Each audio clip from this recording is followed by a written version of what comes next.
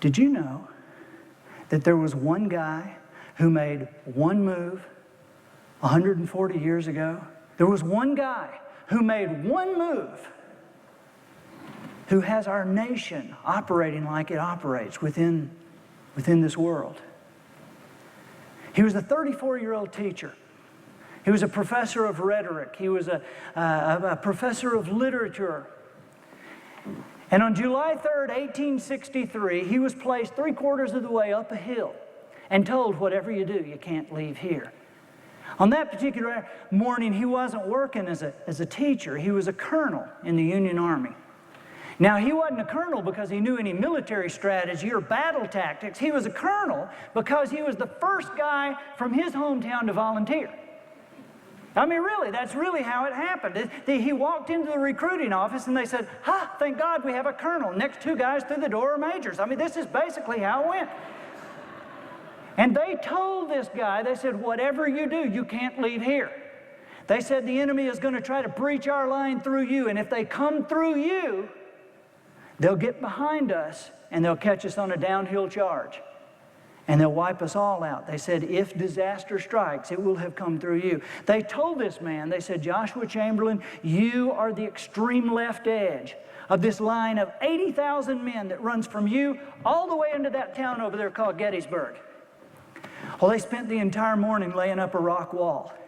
It's amazing. I've been there. It's like 110 yards long with pie plate sized rocks stacked one on top of each other like thigh high over a gentle rise with a big stone right in the middle.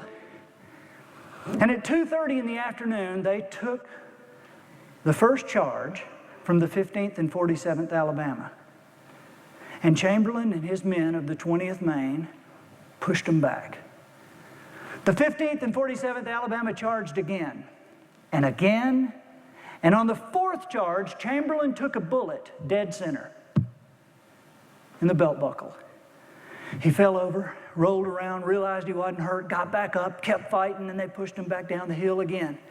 They'd started in Bangor, Maine 6 months earlier with 1,000 men. They'd started that morning with 300.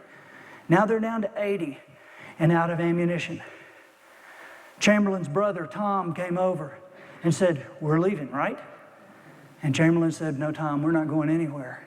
Sergeant Tozier, the old battle sergeant, came over and said, sir, shall I sound the retreat? He said, no, Sergeant, we will not retreat. He said, sir, we're out of ammunition. Chamberlain said, have the men gather ammunition from the dead and the wounded. And the sergeant said, we did that last time. We're out. The 12-year-old lookout said, they're reforming.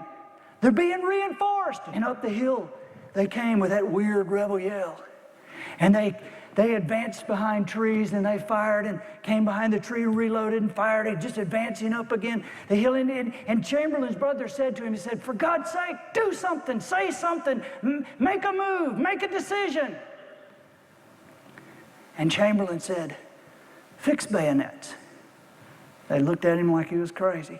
And he yelled it. He said, fix bayonets. And up and down the line, you could hear the steel on the steel as these men put their knives on their empty weapons. And then Chamberlain turned to the sergeant and he said, Sergeant, have the men execute a great right wheel. Swing the left first. Do it now. Lieutenant Melcher, the flag bearer, had just walked up and he whispered to the sergeant, he said, what's a great right wheel? And the sergeant said, it's an all-out charge. This crazy man means to charge. Before anybody could argue with him, Chamberlain jumped up on the wall, swung his sword down the hill and said, charge, charge, get him. And they poured over the wall into a history most of the people in our country hadn't even heard. Because 80 men without ammunition, 80 men captured over 400 of the enemy.